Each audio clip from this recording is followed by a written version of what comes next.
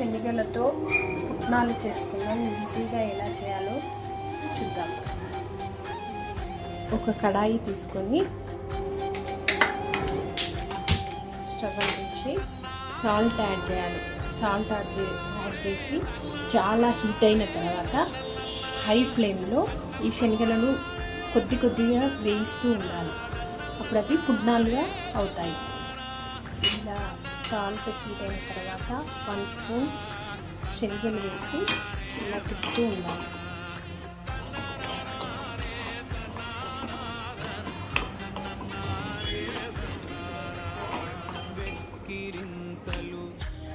ఇలా సాల్ట్ చాలా హీట్ అయిన తర్వాత శనగలు వేసి వేయిస్తూ హై ఫ్లేమ్లో వేయించాలి. వేయించడం వల్ల ఇలా పుట్నాలు తయారవుతాయి.